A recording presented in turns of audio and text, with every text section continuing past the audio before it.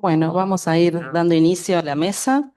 Primero, bienvenirles. Seguimos trabajando en el Tercer Congreso Internacional de Psicología y en este caso tenemos el honor de recibir a esta mesa que está pensada en los intersticios sobre la salud mental, el bienestar y el cuidado en los contextos educativos. En ese sentido, vamos a estar conversando sobre estas temáticas y esa es la idea, invitarles a conversar también. Aquí tenemos a cuatro ponentes, voy a presentarlas. Por un lugar, recibimos a Clara Leis. Ella es psicóloga, es magíster en psicología clínica por la Facultad de Psicología de UDELAR. Además, es especialista en salud mental comunitaria por la Universidad de Lanús de Buenos Aires. Asimismo, trabaja en el Ministerio de Desarrollo Social, en la Dirección de Protección Social y es además jefa del Departamento de Salud Mental de la División en Salud Mental. Y además, hace 4 años diseñó junto a Alfonso Arocena el programa de salud mental de MIDES, que comprende un sistema de dispositivos para brindar respuestas a las problemáticas de salud mental para personas en situación de extrema vulnerabilidad. Por otra parte, vamos a recibir a Fernanda Ferrari, que es socióloga egresada de la Universidad de la República con posgrado en Género y Políticas Públicas. Actualmente se desempeña como adjunta en Dirección de Transferencias en MIDES. Anteriormente, ¿no? Ah, bueno, antes. Anteriormente coordinó la Secretaría Técnica de Dirección Nacional de Políticas Sociales durante 5 años. También ha realizado consultorías técnicas para organismos de cooperación internacional, UNICEF, ONU Mujeres, CEPAL. ¿Algo más, Fernanda? Y actualmente ella van a ver que su presentación tiene que ver con UNICEF. Y tenemos asimismo la presentación de Carmen Rodríguez, a quien recibimos con mucha alegría también. Es psicóloga, es doctora en educación por la Universidad de Entre Ríos, Argentina, socioanalista, experta en salud mental infanto-juvenil. Su ámbito de trabajo, investigación y docencia son las políticas públicas de infancia y adolescencia en contextos de pobreza, exclusión y expulsión social. Y tenemos a su vez a Cecilia Baroni, psicóloga, docente de esta casa de estudios. Actualmente es directora del Instituto de Psicología, Educación y Desarrollo Humano. Esta mesa está pensada también desde este instituto para poder encontrarnos y articular estos conceptos. Es magíster y es doctora, y además es referente, como ustedes saben, de la radio Vilar de Voz desde hace más de 20, 25 años, Cecilia. Más. Ta. Bueno, 28 años. Así que las dejo con ellas. Inicia la participación Clara Leis. Bien. Ay, tengo la presentación. Tengo. Ella lo pone. Está. Dale. Se presenta sola, me parece. Está. Bueno, bueno, cuando recibí la invitación para participar de esta mesa, en realidad lo pensé bastante, lo dudé bastante, porque bueno, en esta cosa de trabajar en el entrecruz entre locura, calle, pobreza. Esto de los contextos educativos era como raro, incómodo, ¿no? No era una conceptualización que nosotros manejáramos demasiado en la tarea cotidiana, que en realidad a partir de empezar a pensar esta mesa, pude empezar a darme cuenta que, o sea, no hablamos de contextos educativos, pero sí trabajamos este, lo educativo y el aprendizaje. Así que después de la incomodidad, vino como, bueno, agradecer la posibilidad de estar en esta mesa y poder pensar algunas cuestiones de lo que venimos haciendo, porque, bueno, lo educativo está muy tensionado en este contexto, ¿no? En el formato más clásico. Así que bueno, a la incomodidad pasa el entusiasmo de decir, bueno, qué cosas nuevas podemos compartir y pensar. Así que esta presentación que voy a ir pasando mientras hablo, en realidad son imágenes de algunas de las cosas que voy a tratar de transmitir de lo que venimos haciendo con el equipo en la división de salud mental. ¿Cómo hago para...? eh, pero quiero que se presente sola. No, ¿y no se presenta sola? ¿No? Como que quede. Que se presente sola, sí. Ah, Sí, o sea que vaya, que fluya, que fluya. Ta. Este, bueno, nada, hablar de contextos educativos cuando trabajamos con personas en situación de exclusión grave es un desafío, es bastante complejo. La idea como poder pensar cómo necesitamos correr un poco las fronteras para pensar aquello que se aprende, en dónde se aprende, con quiénes se aprende. Y bueno, ¿y cuáles son las dificultades también para acceder al educativo, ¿no? ¿Qué cosas tenemos que pensar desde las políticas públicas para que, justamente, para que eso se produzca, para que haya, qué cosas tenemos que inventar, diseñar, para que eso se produzca? Em, A ver, cuando hablamos de las personas, nosotros trabajamos con personas en situación de extrema vulnerabilidad que vienen con periodos largos de institucionalización o de desafiliación social, pero que obviamente aprendizajes tienen, quizás están en desuso, han tenido destiempos para generar aprendizajes. Pero bueno, pensar, bueno, ¿qué es aprender, no? Y aprender tiene que ver con que aparezca lo nuevo, con que aparezca lo nuevo, pero también se profundice lo sabido. Y bueno, y en ese conjunto de cosas entre lo nuevo y lo sabido, ¿cómo vamos generando en esa combinatoria nuevas respuestas ante determinadas situaciones? Y ahí cuando pensaba, bueno, en el aprendizaje, siempre surge esto bueno, de dónde está el deseo, ¿no? ¿Dónde está el deseo y el placer? Y este es otro de los elementos muy tensionados en las personas con las que nosotros trabajamos, bueno, que el placer está restringido, está vedado. Y bueno, como hay algunos autores que plantean esto de la carga mental, ¿no? La carga mental, o sea, trasladan este concepto a la situación de calle, me parece como interesante pensar también la carga mental que existe en las personas en situación de calle cuando hay que resolver en dónde guarecerse cuando llueve, qué hacer con la ola de frío, qué hacer con la ola de calor, dónde comer, dónde bañarse, qué lugar hay en ese cotidiano para incorporar otras cosas más allá de la resolución de la sobrevivencia. Eh, Eso es por un lado, por otro lado la hipervigilancia también, ¿no? De estar en situación de calle y, bueno, la hostilidad a la que se enfrentan. Estas son cosas que las traigo porque hackean el aprendizaje, hackean la posibilidad de estar permeando, estar abierto como a permear cosas nuevas, ¿no? Bueno, ¿y cuáles son los recursos que se usan y se tienen que utilizar para esa supervivencia?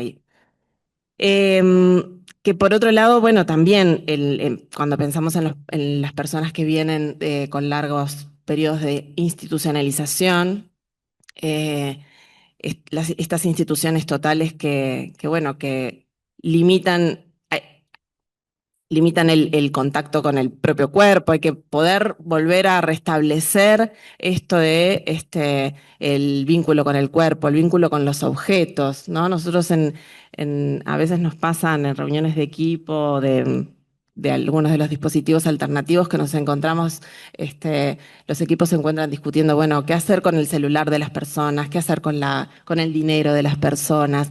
Todos heredamos de alguna forma esas cuestiones más tuteladas de las instituciones totales y las personas necesitan volver a recomponer ese vínculo con los propios objetos y con la palabra y con la participación y con el estar en un lugar y con el poder tomar decisiones. Todas estas cuestiones pensaba para traer hoy porque también tiene que ver con cómo armamos lugares posibles para que estas cosas ocurran, ¿no? Para que pueda ver algo de la emergencia de lo nuevo. Y que sea justamente que podamos propiciar en estos dispositivos alternativos por los que atraviesan las personas una, una vida rica en recursos, una vida rica en intercambios simbólicos, culturales, materiales. Bueno, entonces, nada, hablando como un poco de esto, nosotros en la división de salud mental hemos armado como podríamos decir que es una tríada básica vinculada a lo habitacional, la cultura y el acompañamiento, ¿no? Así, ahí hay una tríada básica de cómo nosotros podemos entender desde la salud mental comunitaria cuáles son los procesos para sentirse bien y que esto también tiene que ver con lo que se va aprendiendo, que siempre tendemos hacia la autonomía, la autogestión, a la autodeterminación. En definitiva, en esta tríada bueno, pensamos cómo hacemos estos dispositivos para que justamente ocurran otras cosas. Em,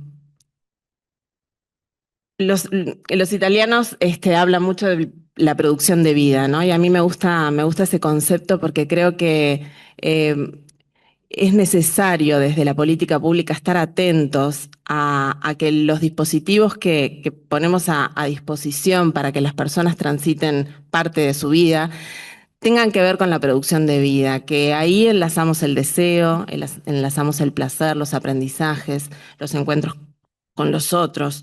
Rompemos un poco con la estereotipia, ¿no? Con la repetición, empezar a generar nuevos canales. Pero bueno, ¿cómo se hace esto, no? Porque suena lindo, pero ¿cómo se hace esto de producir vida desde un dispositivo estatal de política pública? Y bueno, se hace, no hay mucha magia en realidad. En realidad la magia tiene que ver con lo profundamente humano, que tiene que ver con generar espacios donde amarrar sentidos, ¿no? Donde decir, bueno, acá hay posibilidades de armar un proyecto, hay posibilidades de generar, de ser escuchados, dispositivos que se sostengan en la vida de las personas, que tengan un sentido y que a la vez también sostengan, ¿no? Y que puedan alojar a esas personas. Y como aprender siempre es con otros, nosotros pensamos todos estos dispositivos como espacios colectivos. Y acá hay también una apuesta fuerte a lo colectivo, a la restitución del lazo, de empezar a jugar con otros que no tiene que ver con dejar a un lado la individualidad, pero sí queremos que sean espacios heterogéneos, en donde haya lugar para la diferencia, para la disidencia, para la negociación. Y también espacios en donde en esta cosa de romper con lo homogeneizante también haya lugar para la fiesta, para la alegría.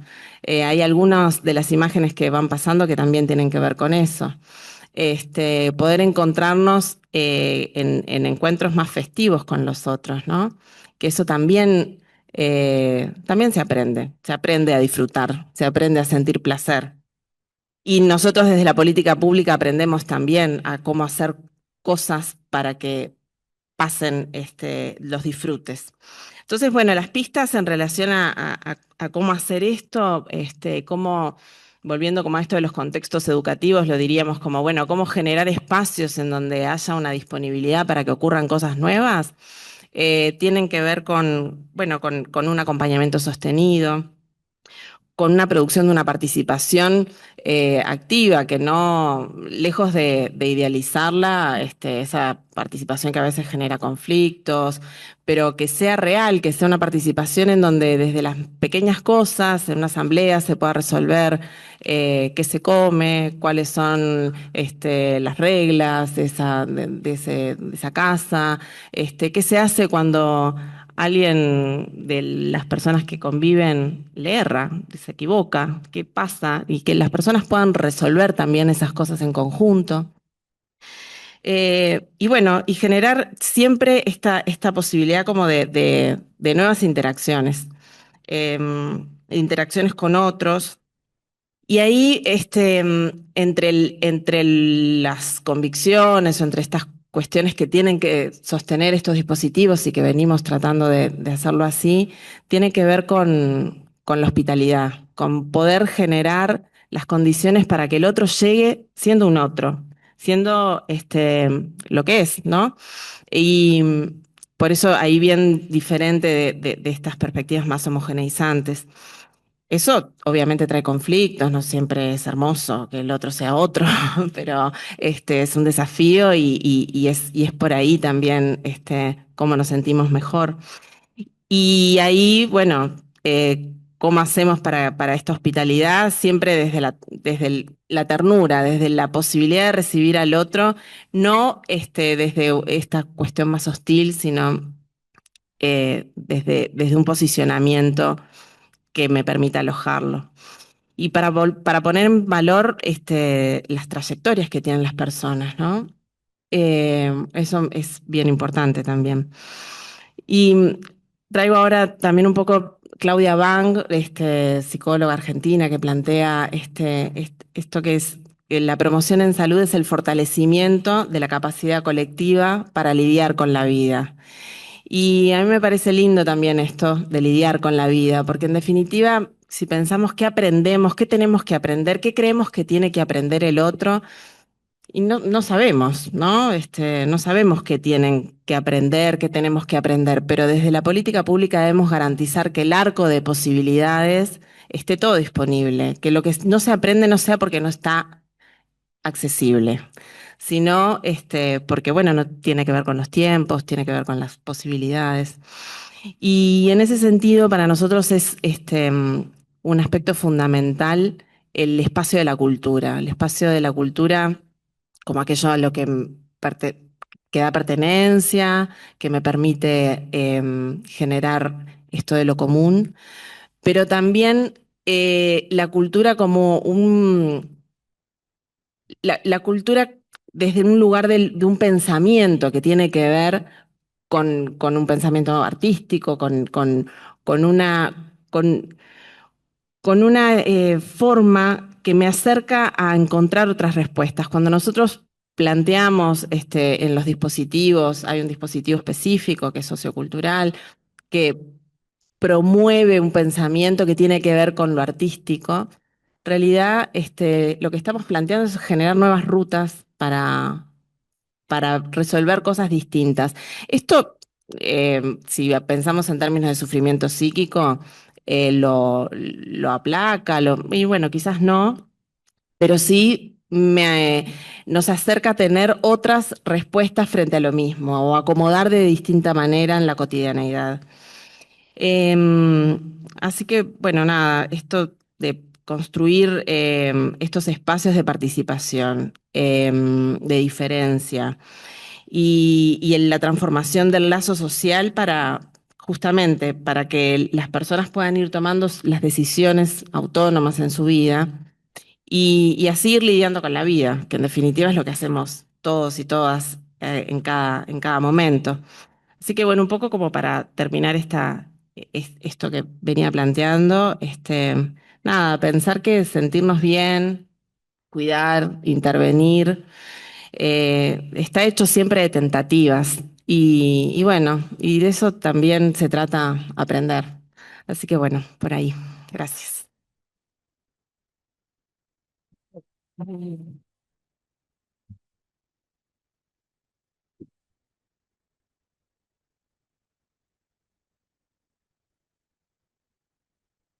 Hola. Bueno, a continuación va a compartir con nosotros su presentación Fernanda Ferrari.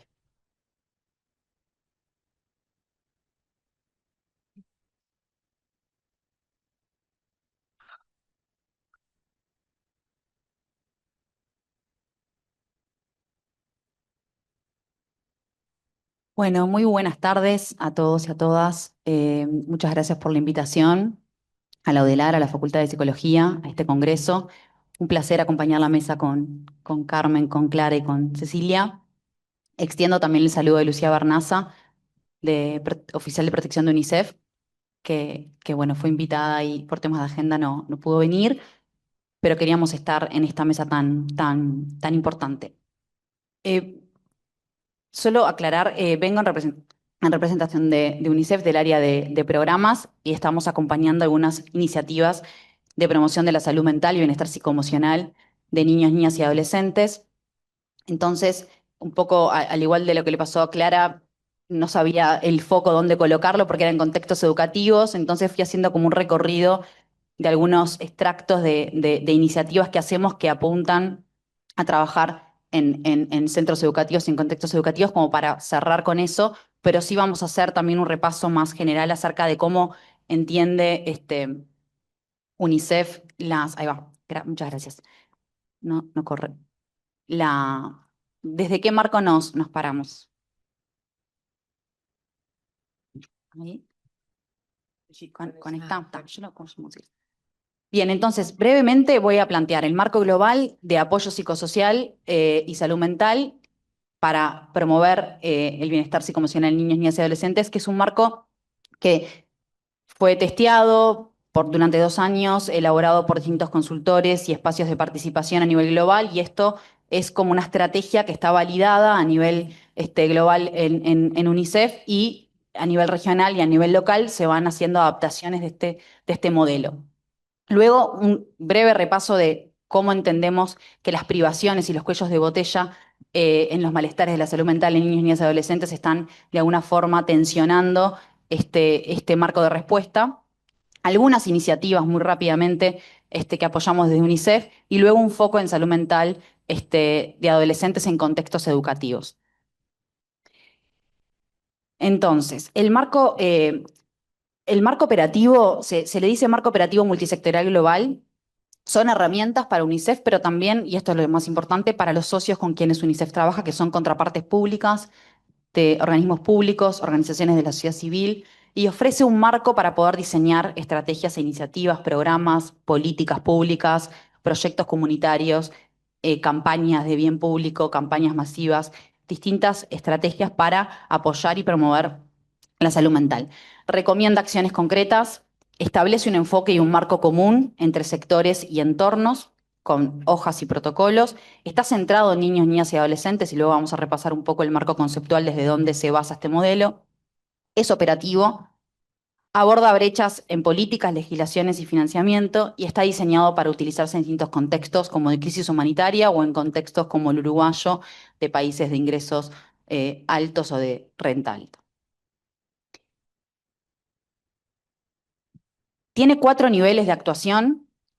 Uno de ellos es niños, niñas y adolescentes, que busca la mejora en la salud mental y el bienestar psicoemocional infantil y adolescente, y está en el centro del modelo, pero no deja de lado los cuidadores y cuidadoras, que aquí se contempla referentes familiares, principales figuras de cuidado, como también educadores, docentes, personas que están en el entorno comunitario donde transitan estos niños, niñas y adolescentes, y que son súper significativas para esos vínculos y esas relaciones respetuosas que tienen que tejerse con estos niños, niñas y adolescentes. Hay otro nivel que tiene que ver con la comunidad, con la mejora en la capacidad comunitaria para poder promover, prevenir y atender estrategias de apoyo psicosocial. Y luego articula con un nivel más macro, si se quiere, que tiene que ver con sistemas de política, sistemas de datos, sistemas de presupuesto, de cómo se incide a nivel más general y estructural en políticas suficientes y de calidad en apoyo psicosocial. Esto lo conocen claramente, es el modelo ecológico social, del cual parten varias políticas sociales, y es el que toma como fuerte este modelo. Como decía, coloca al niño, niña, adolescente en el centro, su desarrollo físico, su desarrollo cognitivo, social, espiritual, emocional.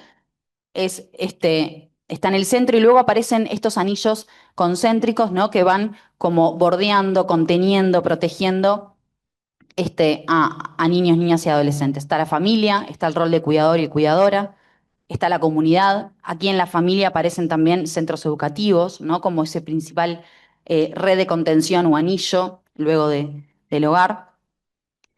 La comunidad y el entorno, la cultura, la sociedad, la política, los sistemas como el nivel marco, ¿no? Tenemos factores de riesgo y tenemos factores de protección en este modelo ecológico social, que es bien importante tener en cuenta a la hora de diseñar o desarrollar estrategias, programas y políticas, y es lo que quiero reseñar muy de forma rápida en las privaciones, pero desde allí, desde ese análisis de los factores de riesgo, que tendríamos que poder diseñar las iniciativas.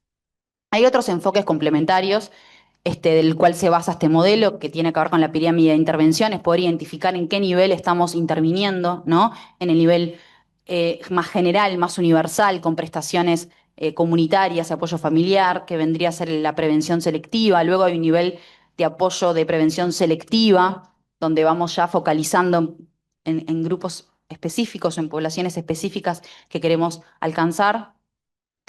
Tenemos un nivel de atención especializada y luego el nivel 4 de la pirámide serían los servicios especializados, los tratamientos especializados, la gestión de esos servicios más específicos.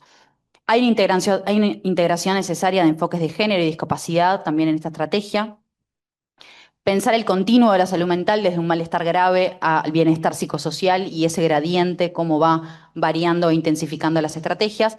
Y el abordaje de curso de vida, ¿no? Teniendo en cuenta desde lo perinatal hasta la adolescencia y juventud.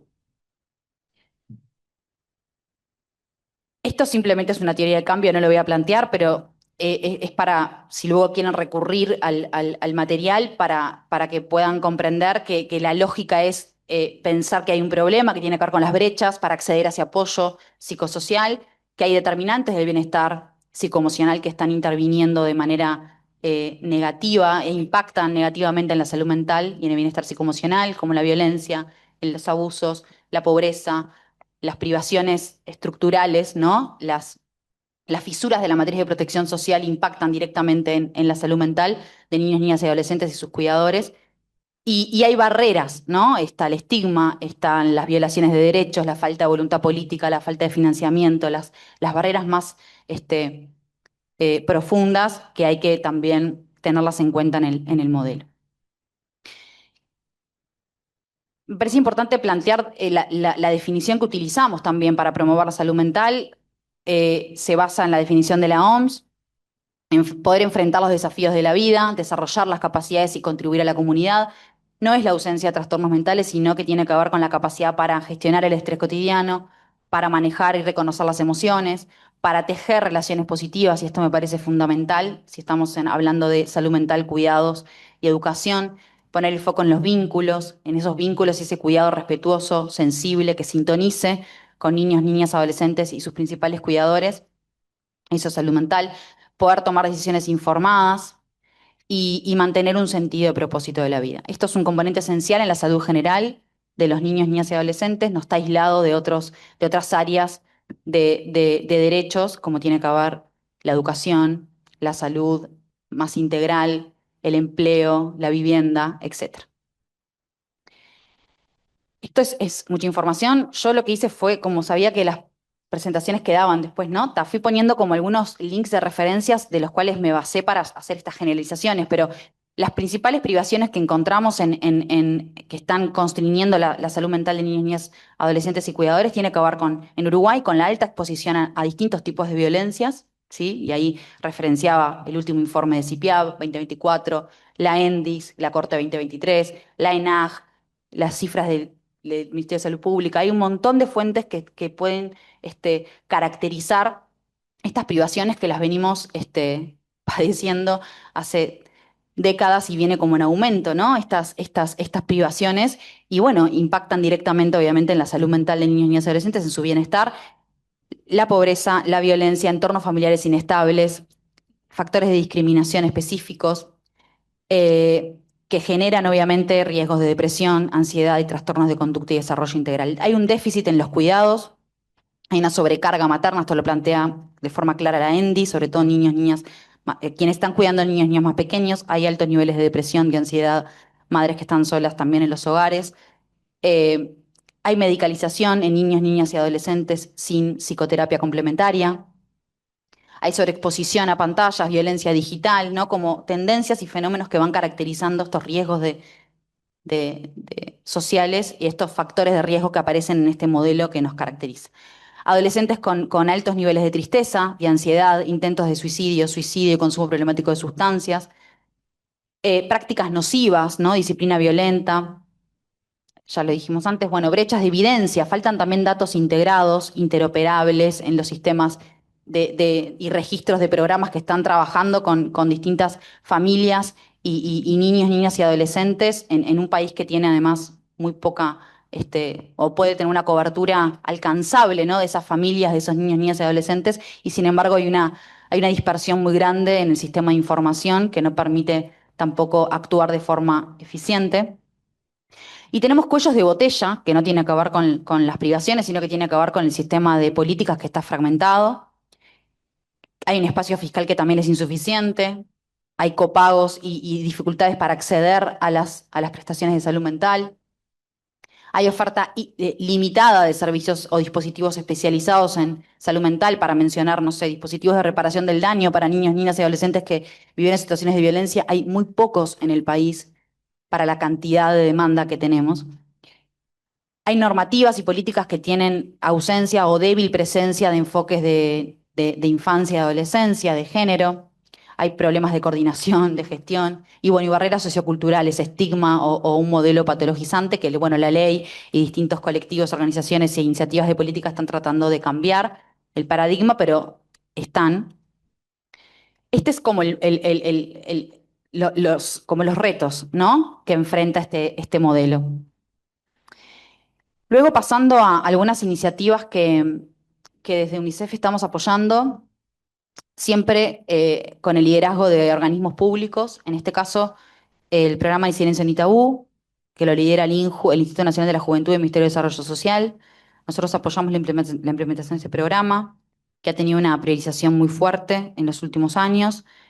Apoyamos también la generación de evidencia, como procesamiento y análisis de encuestas como la ENAG, la encuesta de adolescencia y juventud, o estudios específicos sobre uso de antipsicóticos en niños y niñas y adolescentes, o otras trayectorias vitales de niños y niñas que están institucionalizados en instituciones totales, o sea, como distintos aportes para ir generando evidencia y, bueno, diagnóstico y estado de situación para luego tomar medidas, y campañas de bien público, como por ejemplo el spot de Ni Silencio ni Tabú.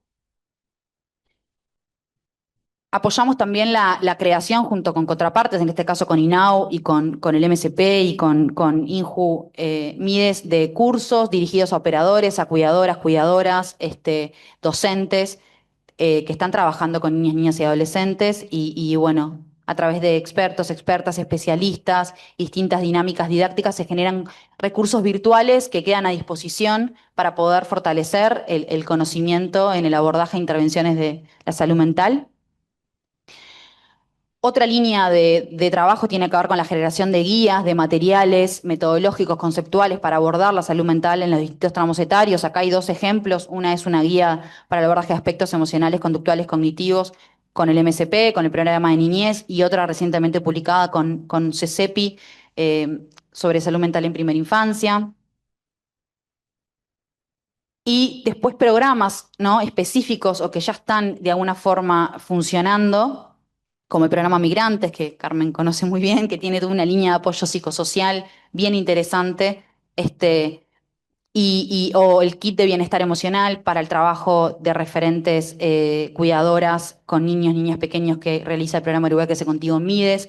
Y bueno, son como pequeños aportes que se hacen para poder hacer que la promoción del bienestar, de la salud mental, se instale, crezca y se acompañe. Para ir cerrando, el foco en la salud mental de adolescentes en contextos educativos, quería traer dos experiencias. Una es el kit de herramientas Ni Silencio ni Tabú. Es una mochilita que tiene un material didáctico, una guía se forma a adultos referentes de adolescentes, y luego esos adultos desarrollan talleres en centros educativos, formales, no formales, centros juveniles, en los espacios que deseen, y busca poner el tema de la salud mental en la conversación, ¿sí? Busca a través de imágenes, de cartas, de juegos, hablar de la salud mental, romper el estigma, conectar, escuchar, generar esos espacios que lo valoran muy bien a través de algunas evaluaciones que hemos hecho de impacto. Es por acá, ¿no? O sea, son 850 talleres en 2024, 24.000 gurises participando, 2.500 referentes adultos formados. Es solamente una herramienta, pero es necesaria, la demandan, la valoran positivamente. Los gurises dicen que es insuficiente, solamente un taller, que quieren más, que no alcanza una psicóloga o un psicólogo por centro educativo, que quieren que los miren, que quieren que los escuchen con atención. Son cosas que van diciendo, ¿no? Una vez que se instala una estrategia, quieren más, ¿no? Sobre todo lo que les pasa luego de participar de esos eventos, ¿no? eh, lo, lo que eso moviliza. Y otra estrategia recientemente adaptada, esto tiene que ver con este modelo que les planteaba, que viene de lo global, pero se hace una adaptación cultural a Uruguay, tiene que ver con yo apoyo a mis amigos. Esto es una guía conceptual y una guía metodológica para trabajar la prevención y la promoción en salud mental de adolescentes. Son principios de primera ayuda psicológica. Esto está focalizado a adolescentes que puedan participar de estos espacios y tengan algunas herramientas para poder conversar con pares, con amigos, con amigas, sobre cómo se sienten, sus emociones y cómo pedir ayuda en caso que necesiten. Y bueno, creo que esta es una herramienta que si se hace el esfuerzo interinstitucional se puede expandir al sistema educativo de manera rápida con gran apropiación, porque busca observar, escuchar y conectar. Para terminar, el abordaje de la salud mental en infancia y adolescencia debe tenerlos en el centro de todas las intervenciones, siempre en el centro, siguiendo lo que pide el modelo, pero me parece que es eso, es el foco, es mirar la subjetividad, la singularidad y desde ahí construir. Integrar distintos niveles del marco ecológico social que los contiene y los protege, no olvidarnos de lo relacional, luego de ese centro o ese foco, que es la familia, los referentes adultos, quienes estén en la vuelta, quienes sean significativos para ellos y para ellas. Las relaciones entre pares, los vínculos con sus cuidadores, familias, docentes y referentes son dimensiones clave para el apoyo psicosocial que impulsemos en las estrategias de promoción, prevención y atención, siempre promoviendo un vínculo respetuoso, sensible, que sintonice. Promover el bienestar psicoemocional de niños, niñas y adolescentes y cuidadores debe articularse con intervenciones integradas con otras áreas de derecho, ya lo dije, educación, protección, salud, empleo, que son determinantes del bienestar psicoemocional. La promoción y prevención es tan importante como la atención y a veces se subestima su potencialidad. Eh, y ahí el sistema educativo formal y no formal tiene una potencialidad gigante, enorme. La mayoría de los niños, niñas y adolescentes están transitando, produciendo su vida, como dice Clara, en estos centros educativos de alguna manera. Entonces, y hay una necesidad y una demanda importante de hablar sobre su salud mental. Me parece que es clave mirar ahí, potenciar acciones que tengan que ver con la promoción y la prevención. Y bueno, esperemos que este marco también ayude como a orientar futuras intervenciones. Muchas gracias.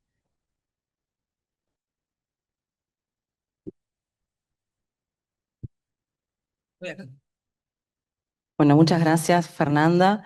Ahora vamos a dar paso en esta conversación a la palabra a Carmen Rodríguez. Bueno, buenas tardes. Muchísimas gracias por la invitación. Eh, a ver, tenemos 15 minutos. El tema es enorme y hay que elegir un recorte. La verdad es que yo vine más pronta para conversar que con demasiada cosa anticipada, más que lo que uno carga, porque el tiempo pasa y uno lleva unas cosas arriba, pero me dan más ganas de tener una posición así más de gesto espontáneo y casi de poner las cosas que uno tiene en la cabeza mientras trabaja, ¿no? Lo que me gusta pensar que a todos nosotros nos trabaja algo mientras trabajamos y que, y bueno, y que eso es lo que deviene en marco conceptual eventualmente, en referencia, en la subjetividad que portamos cuando vamos a trabajar. En función de cómo viene la mesa, me voy a centrar en uno de los aspectos que a mí me parece particularmente inquietante de estos tiempos, y es la posición de los profesionales que, que trabajamos en ese cruce, llamémoslo así, educación y salud mental. Insisto, no es la única puerta de entrada al tema, es una que me parece particularmente relevante porque, y voy a decir por qué, parto de la hipótesis de que todos aquellos que salimos diariamente a trabajar en el campo educativo, en el campo de la salud mental, a veces de un lado de la frontera, a veces del otro lado de la frontera, a veces en la mismísima frontera, eh, estamos pasando por unos tiempos que podríamos ubicarlos en un territorio miedoso, de desaliento, de desconcierto y de capaz que me salgo hasta del territorio disciplinar del que me siento más próxima y agarro algo de los vecinos y digo un trauma vicario. Quiero decir, eso que nos pasa a los que vamos al encuentro del dolor en ciertas circunstancias. Bueno, y como me parece que hay algo que se está jugando en el territorio de los intervinientes que lo tenemos que poder pensar. Y que tendría para mí una hipótesis de decir, estamos mal. Estamos mal bajo la forma del miedo, del desaliento, del desconcierto. Entonces, ¿de qué se trata hoy? Trabajar en educación, trabajar en salud mental. Y me querría ubicar por este ratito exclusivamente en una dimensión que me parece particularmente la más apasionante, pero no es la única, que es lo que algunos autores nos invitan a pensar desde hace décadas como el territorio micropolítico de la educación y de la salud mental, ¿no? Una categoría que tiene muchas décadas, pero que desde mi punto de vista está llamada a una reactualización muy relevante, ¿no? Es decir, a ver, el campo educativo, el campo de la salud, eh, son campos enormes de lo social que tienen ineludiblemente una dimensión macro, las políticas públicas de las que hablaba, todo lo que hablaba Fernanda, es decir, todo ese trabajo de poner a andar una política pública o de poner a andar un conjunto de propuestas para modificar en algo la realidad. Y hay ahí una dimensión macro que tiene su lógica, eh, pero que entiendo la intervención y el trabajo en el campo de la educación y de la salud no puede ser hablada exclusivamente por la lengua de la macropolítica. Y me gusta pensar como lenguas, porque cuando uno se sienta en los escritorios de la macropolítica, y lo digo con total respeto porque además lo habito, lo defiendo y lo reconozco como valioso, pero quiero decir, no se habla de la misma manera, no se eligen las mismas palabras, las preocupaciones que se instalan en la dimensión macropolítica y micropolítica no son las mismas, tienen vasos comunicantes y afectaciones mutuas, por supuesto. Pero por lo menos a mí desde hace bastante tiempo registro esa experiencia eh, no exenta de incomodidades de ir y venir del territorio macropolítico al territorio micropolítico y entender que hay lenguas distintas. Que a veces hay unos traductores, gracias a quien sabe qué, que van y llevan, como en antaño, esos que van de una tierra a la otra y traducen. Hay algunos traductores, pero hay también una imposibilidad de un lenguaje para saber que estamos hablando de lo mismo. Por eso, hoy, en este recorte del tiempo, me gustaría detenerme un poco en la experiencia micropolítica. Y creo que la experiencia micropolítica está amenazada de esto que les decía. ¿De qué se trata hoy ir todos los días a las instituciones educativas o de salud y llevar adelante qué cosas? Por eso quiero decir algunas de las cuestiones que son un poco una discusión y a la vez un intento de brújula para que nos podamos orientar un poco en ese desconcierto. Yo creo que cuando uno va a trabajar al territorio educativo eh, y aparece el cruce con la salud mental, en ese cruce hay en general una rotura. Una rotura que me gusta pensarla como la pensaríamos en una cinta de Moebius. ¿Vieron cómo es la cinta de Moebius? Uno camina por la cinta. A veces está fuera en el territorio precarizado que un poco describía Fernanda. Sigue caminando por la misma cinta y de pronto está dentro, como angustia y como tragedia personal. Entonces creo que eh, la rotura en la que entiendo tenemos que poder pensar es una rotura que hay que pensarla como en una cinta de Moebius. Está roto el lazo social y está roto los psiquismos que lo portan. Y, y aquello que aparece entonces como problema social se inscribe como tragedia personal y eso que ocurre como tragedia personal desborda, afecta y explota con frecuencia en el tejido de la afuera.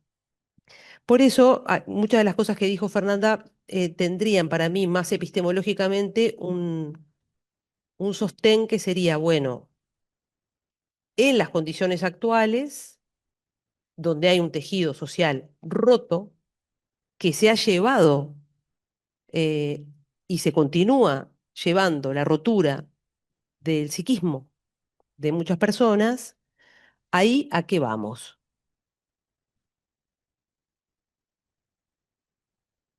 Cuando nos ponemos miedosos, con desaliento y con desconcierto, es porque me parece que hemos perdido y tenemos que recuperar algunas brújulas que nos respondan una pregunta por el sentido. ¿Para qué va uno a trabajar ahí? Y la verdad que la experiencia de ir ahí todos los días es la experiencia de hacerse esa pregunta, porque muchas veces uno dice si va a volver al otro día o si tiene sentido lo que se está haciendo ahí. Yo quiero señalar por lo menos 4 cosas que me parece que contribuyen a que el territorio micropolítico del cambio social esté amenazado de este miedo, de este desaliento y de este desconcierto. Lo primero que señalaría es que si la micropolítica se deja hablar por la lengua protocolizada de la macropolítica, hay algo que cae como un desconcierto y como una pérdida de cierto norte hacia dónde vamos. Eh, yo creo que los asuntos de la educación y de la salud mental pueden trabajarse en un territorio protocolizado cuando uno está segmentando cierto campo de macropolítica. Pero cuando uno va al encuentro de los sujetos singulares que eventualmente viven en la rotura social y personal, ahí no se trabaja protocolo. Ahí se trabaja en precisamente esta reconstrucción de un lazo que eventualmente eh, tiene un nombre propio y acontece en un sujeto singular. Digo singular y no individual, porque esto no es una individualización de los problemas sociales. Esto es eh, entender y a interpretar que esa rotura que eventualmente querríamos suturar, darle consistencia, tejerle algo, eh, no se puede hacer sin que el sujeto, los sujetos, la trama social esté profundamente concernida. Creo que es lo que quiere decir Fernanda cuando en el protocolo dice, eh, eh, bueno, trabajemos con singularmente.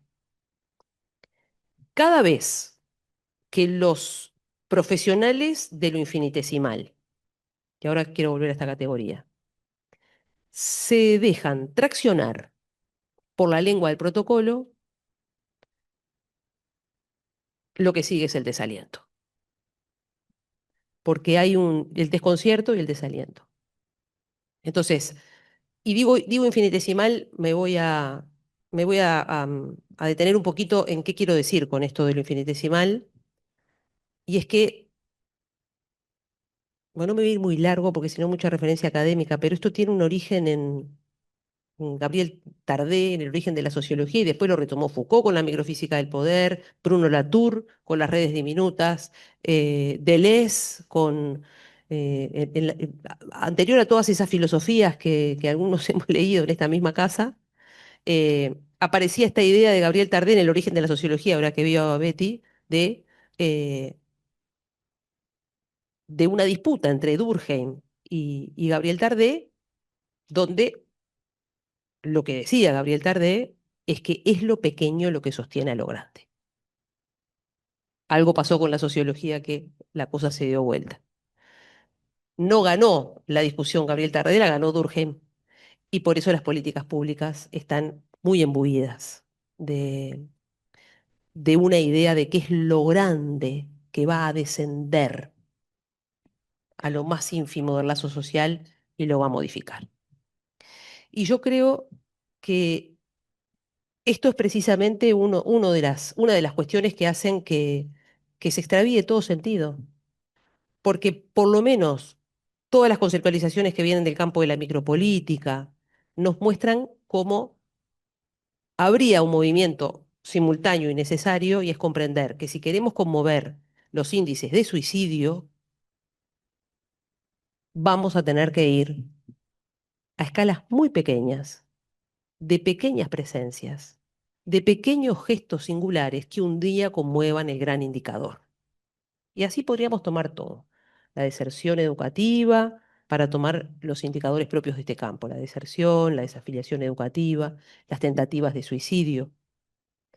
Entonces, para mí hay un primer asunto en este desaliento, desconcierto y miedo que campea en el campo de la intervención social, que tendría que ver con un ceder a un aspecto burocrático y protocolizado del cambio social. Y eso se lleva puesta a la realidad social, pero también se lleva puesta a los profesionales, que al otro día no sabemos ni para qué vamos a hacer lo que vamos a hacer. Entonces, para mí habría ahí un primer asunto. Un segundo asunto, que esto viene mucho más del campo médico y del campo de la psiquiatría, de la psiquiatrización de la salud mental, eh, tendría que ver con pensar a los problemas de la salud mental en la clave de los trastornos. Sí, por supuesto, tenemos el DSM-4, algo orienta, pero el pareciera, digamos, o por lo menos me parece que los profesionales, los trabajadores de lo infinitesimal, que no hacemos nada con las categorías de los trastornos, porque eso orienta cierta perspectiva pero después para trabajar hay que bajarse de ahí y encontrarse con un síntoma, que en todo caso es una forma singular de sufrir. Eh, bueno, me parece que habría una segunda cuestión que tendría que ver con entender que las prácticas de lo psic, anclado en el campo educativo, requiere que salgamos del territorio diagnóstico del trastorno para inscribirnos en una pregunta con el otro, acerca de por qué le duele lo que le duele o por qué hace lo que hace. Es decir, una pregunta mucho más del lado de la producción de un síntoma. En este sentido, los lacanianos hacen un aporte lindo con la noción de síntoma cuando dicen que un síntoma no es solo un problema, es también una solución. Algo se resuelve ahí. Y no se trata desde el punto de vista de la intervención de borrarle al otro sus síntomas. Esto lo dice Beticio. ¿Me toca apurar? Está, me toca apurar. Este, eh, entonces, habría una segunda cosa que para mí tiene que ver con este corrimiento, que si vamos con los trastornos a hacer diagnósticos a los problemas educativos y a los cruces con la salud mental, al otro día, ¿qué hay para hacer? Prácticamente nada. Habría para mí una tercera cosa que es algo que dijo Fernández y que dicen los gurises, lo dicen todo el tiempo. Sí, estamos en una época de inteligencias artificiales, de redes, y la gente y todos nosotros estamos profundamente solos. Y no hay un mejor remedio para la soledad que la tentativa de una compañía. Entonces, me parece que la cosa de la presencia en el campo educativo me parece particularmente relevante. ¿Cómo vamos a ayudar a los nenes que explotan en las aulas y la maestra no puede con ellos y los profesores tampoco y hacen toda la expresión de su malestar psíquico en la escuela? ¿Cómo los vamos a acompañar en eso que los médicos llaman la excitación psicomotriz si no es con una presencia? Si no estamos presentes, nos quedan las opciones que están instituidas. Llamar a la casa y decirle que se vaya, porque banca media hora de escuela por día. o podemos crear toda la maquinaria de la medicalización, que no reniego de que haga falta alguna regulación química para todos nosotros de vez en cuando, pero quiero decir que me parece que acá se está tratando de abordar los problemas del malestar de salud mental en el campo educativo con ausencias. Y, y parece muy difícil que esa cosa simple de que hayan otros ahí, que acompañen a la maestra, que acompañen al nene cuando se desborda. Es decir, eh, la confianza de que hay unas presencias necesarias para alojar las expresiones del malestar en las instituciones educativas.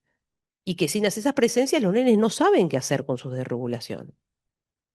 Entonces hay ahí, para mí, una cuestión de una intervención social que apuesta más a profesionales escribiendo informes para los juzgados y para la derivación que a profesionales jugando con los nenes.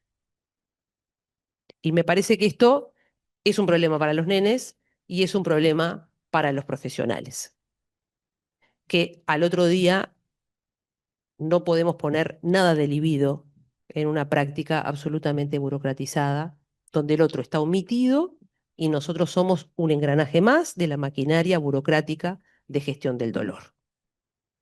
Entonces, eso me parece que... Y habría para mí una última cosa, y termino con esto, un poco pesimista el planteo, pero porque de verdad creo que hay... Guattari hablaba de una revolución molecular a cargo de los trabajadores de lo diario, ¿no? Hay mucha gente que durante mucho tiempo no confió nada en que íbamos a cambiar a la sociedad o que íbamos a cambiar a las instituciones por la vía de lo macro y que había que hacer una revolución de lo pequeño. Yo creo que estamos mucho más cerca de algo así, es decir, ver si los profesionales que trabajan en la micropolítica logramos resistir a algo de la época que, bueno, nada, que nos deja en un vacío de sentido.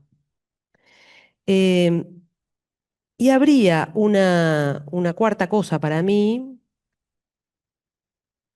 y es que esta, este trabajo en el territorio educativo con los problemas de salud tienen, está llamado a refundar el concepto de red. Concepto que ustedes saben tiene también unas cuantas décadas. Elina Dava fue de las primeras que lo puso a andar. Eh, Me parece que estamos llamados a refundar el concepto de red, por lo menos en dos o tres elementos. Uno es que el mundo es tan presencial como virtual y que no podemos seguir trabajando con el concepto de red de la reunión que hacen los técnicos los martes de mañana. Me parece que ese concepto no nos sirve, me parece que hay un mundo, hay una experiencia de red que tiene otras expresiones en el siglo XXI, donde lo virtual más que nos pese tiene un lugar ahí, pero la más importante para mí tendría dos características nuevas, la idea de red. Una es que hubo un tiempo donde las instituciones sólidas de la modernidad permitieron pensar que la red era eso que hacíamos cuando nos juntábamos y que los sujetos eventualmente iban a pasar por la red que nosotros armáramos. Yo creo que ese no es el concepto de red que nos sirve a los profesionales de lo pequeño. Me parece que el concepto de red que nos sirve es que hay que tejer en torno a cada singularidad una red, que no es lo mismo que ir a la reunión de la red. Eh, y me parece que esta red que podemos armar en torno a cada sujeto tendría también algunas características más respecto, pero requiere de unas figuras que Antonio Di Caccia, un psicoanalista que fue el que introdujo la idea de la práctica entre varios para tratar problemas graves de salud mental, la idea de un partener. Es decir, que para mí hay una red en el campo de lo social, si es una red que bordea al sujeto, que la construimos en la contingencia de cada singularidad con la que estamos trabajando,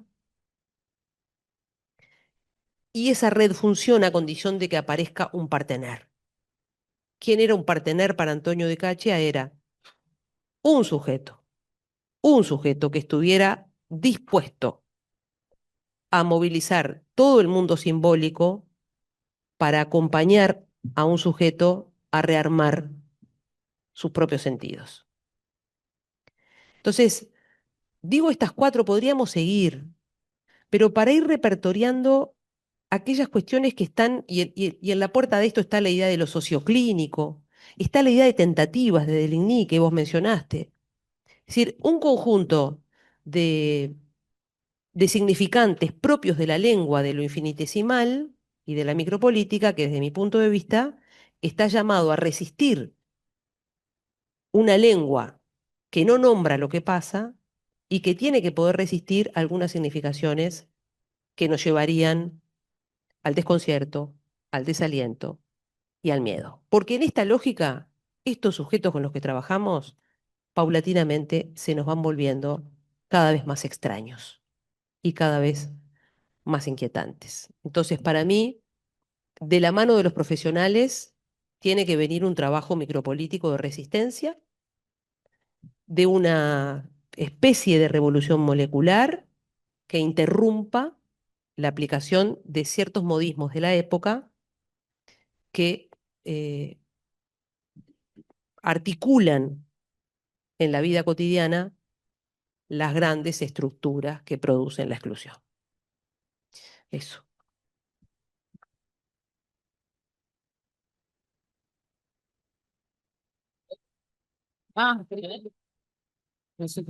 Muchas gracias, Carmen. Bueno, y ahora vamos a dar paso a las palabras en la conversación con Cecilia Baroni. Bueno, bueno, muchas gracias a las compañeras, muchas gracias a los que estamos por acá de congreso, compañeras y compañeros de trabajo también de todos los días, estudiantes. Eh,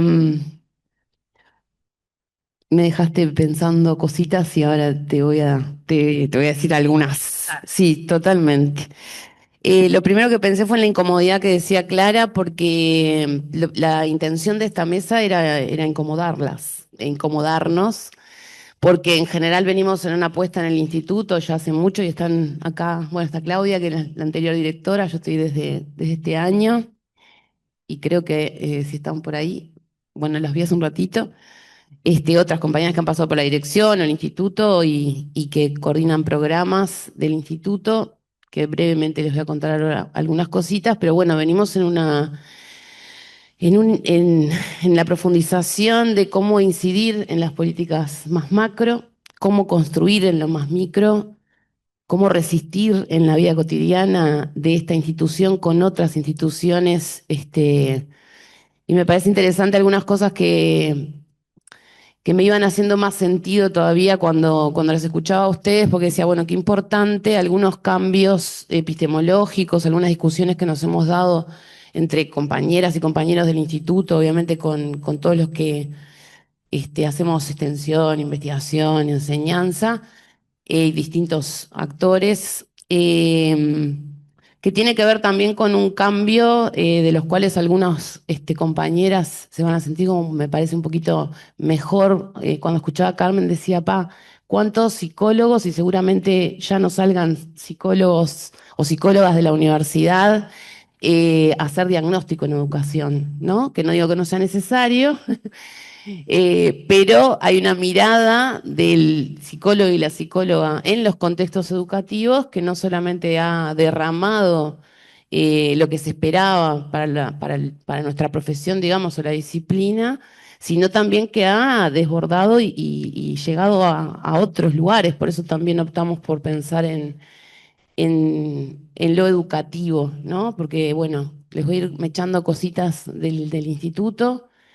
Y no me quiero olvidar de invitarlos al año que viene. Cada 2 años hacemos encuentros en el instituto donde básicamente nos centramos y abocamos a la educación. Hoy nos colamos en este congreso y nos parecía interesante, sobre todo para ver cómo hacemos y seguimos haciendo trama, pero poniendo lo educativo también como para nosotros, un factor fundamental para el cambio cultural, para el desarrollo humano, para el encuentro con otros y sobre todo para algo que recién le decía, a partir también de lo que decía Fernanda, tuve la posibilidad de ir a ver a Kevin Johansen el fin de semana y uno de sus últimos temas que se los recomiendo es no quiero más, quiero mejor.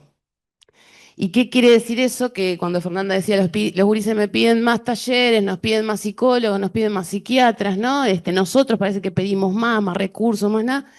Y capaz que en esa vorágine que traías vos, capaz que como un cuarto o quinto ítem, claro, ese desaliento nos lleva a querer más y capaz que no sabemos ni qué hacer con ese más, ¿no? Entonces, bueno, capaz que trayendo a este cantante argentino, hagamos mejor, pero hagamos. Y bueno, ese es uno de los puntos. Los otros puntos que me parece interesante traerles tiene que ver también con esto de lo educativo y su aporte a la salud mental. Primero, como una gran red nacional donde todos sabemos que la educación es obligatoria en Uruguay. Por lo tanto, parecería que si seguimos pensando en salud mental solo desde el campo de lo sanitario, lo educativo siempre queda como algo del orden de yo no tengo nada que ver con esto.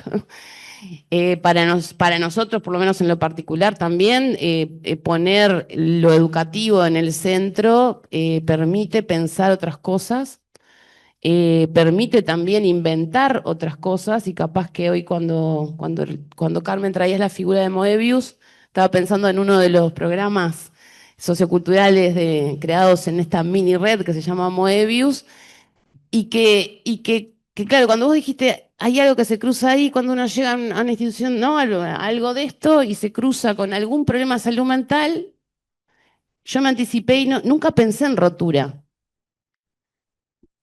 Pero la cinta de Moebius, porque no está rota, es un doblez y que permite un movimiento, yo pensé que si hay salud mental, en realidad tendría que haber todo lo contrario que rotura. Tendría que haber alegría, tendría que haber fiesta, tendría que haber una red que se arma porque tengo ganas de armar algo, ¿verdad? Y no porque capaz que me desbordo y necesito al otro para.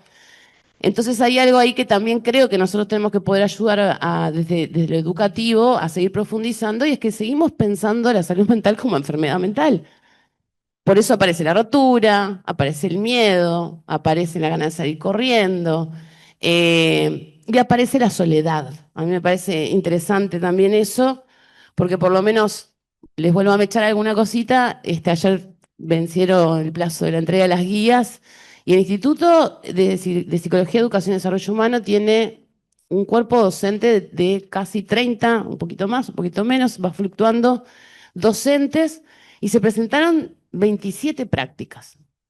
O sea, que tenemos un instituto donde básicamente todos sus docentes tienen prácticas por las cuales hace una oferta de, creo que fueron como en total 200 y pico de estudiantes que van a estar y están en la vida cotidiana de instituciones, calle, en los entrecruces. Bueno, si después entran a la página del instituto, para tampoco aburrirlos, trabajamos desde bebés hasta adultos mayores o adultos que todavía están, y en todo lo que se puede hacer, desde el sistema educativo formal hasta lo no formal, hasta la educación popular, que se va metiendo a veces en estas fronteras que tienen que ver con abordajes como de, bueno, situaciones capaz que le podemos decir más extremas, calle, privación de libertad, etcétera. Este, entonces, me parece interesante que se puedan dar también estos cruces para por lo menos ver coincidencias, ver hacia dónde también podemos ir caminando con las distintas formas, ¿no? Porque ahora cuando vos decías, lo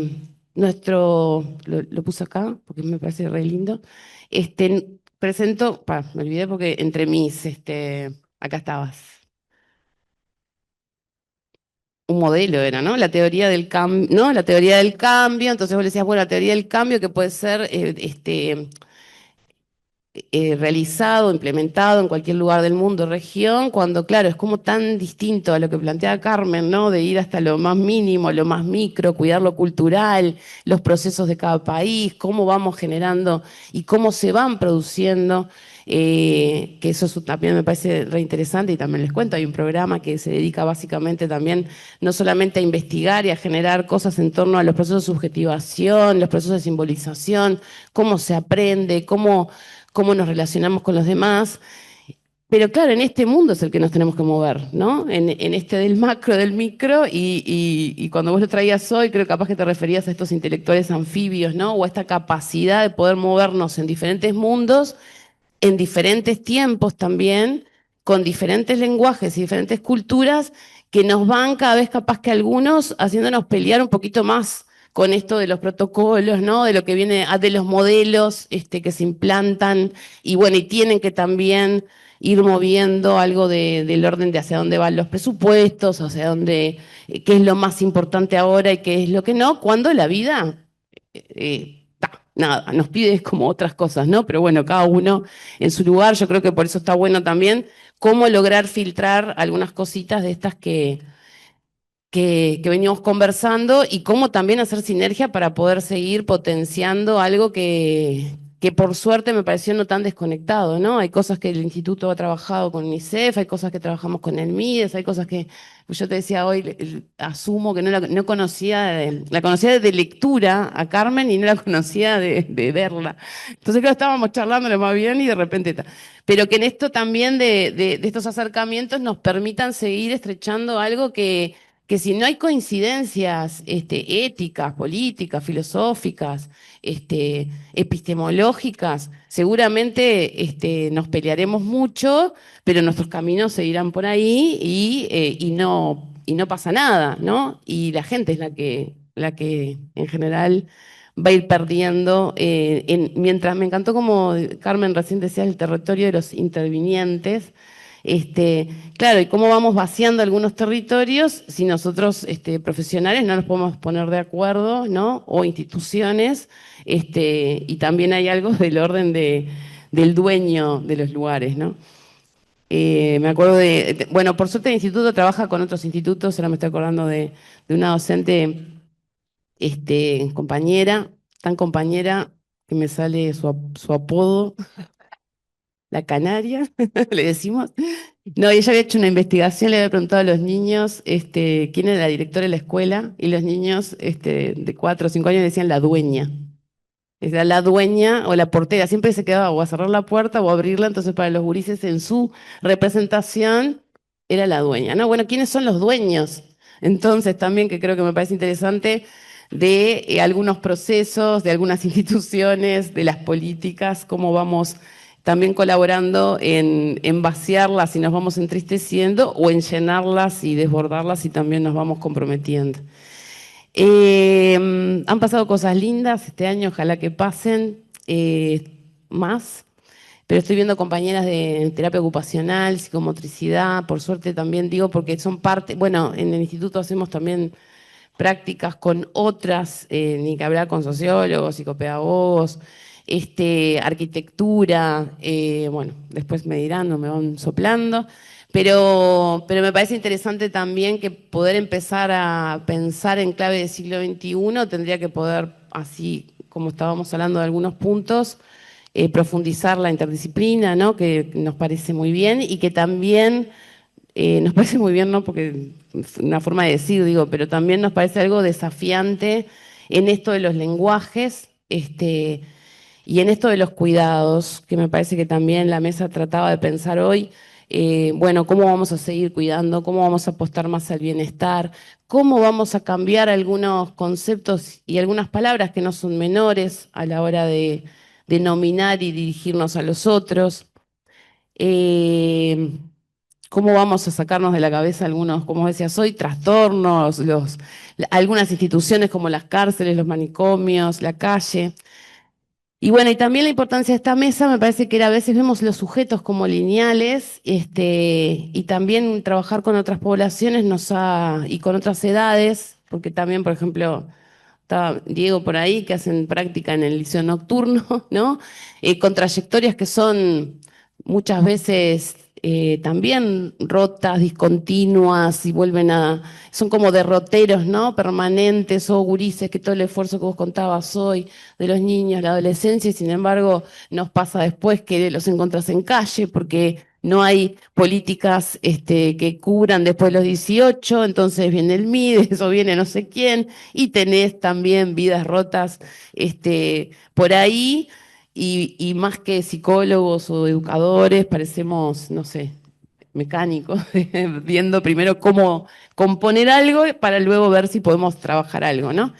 Pero bueno, entonces para no aburrirlos mucho y para dar cambios también al intercambio, lugar al intercambio, me parece importante traer a Persia, que vino el año pasado al encuentro del instituto. Y una de las cosas que traía él y que a mí me parece muy interesante, que tiene que ver también con este cambio que les decía de siglo, cambio epocal, que nos invita a pensar en otras categorías, ¿no? Y él decía, bueno, vamos a, a sacarnos de arriba algunos trastornos, algunas, no sé, categorías como esquizofrenia, pensemos capaz que en tres, propone él, demasiadas locuras y normalidades, ¿no? Como para también cómo allanar ciertos lenguajes en algunos contextos en los cuales uno llega y uno podría decir, esto es demasiado, ya nos entendimos todos. ¿No? No es, esto fue porque tiene, no sé, un trastorno del comportamiento F48. Entonces, bueno, también cómo ser cuidadosos a esa hora de poder acercarnos, en el caso del instituto, hacer convenios, hacer nuevos lugares, digamos, de práctica o reforzar las que se tienen, cuidar a nuestros compañeros del instituto, cuidar también a nuestra facultad. Creo que en eso también estamos un poco y compartimos bueno, que cuidar ese pequeño, no sé, yo me imaginaba hoy cuando venía para acá la figura que yo sé que está más trillada, pero que es la del principito con su rosa en su planeta, ¿no?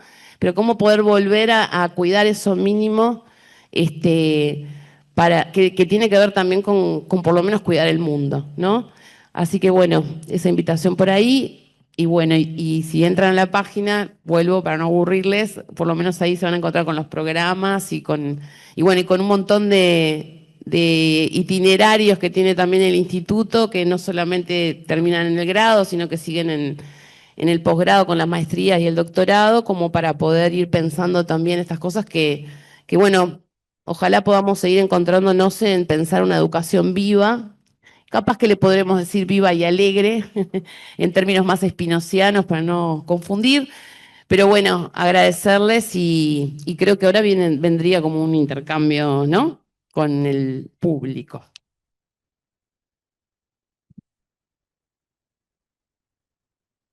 Gracias, Cecilia. Sí, viene el intercambio. En realidad la mesa termina a las 3, son 3 menos 5.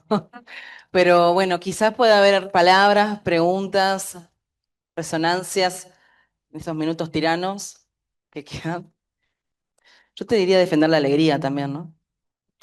En ese sentido también. Mañana de emprendimiento. Bien. Hola.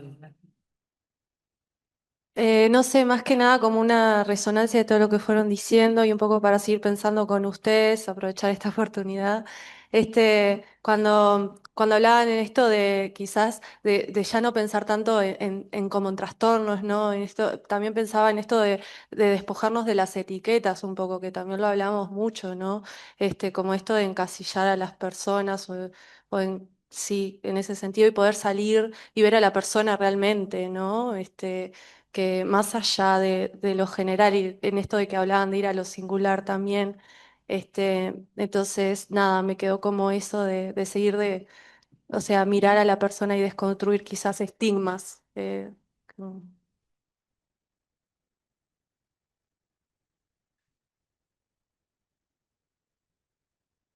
¿Alguien más que quiera participar?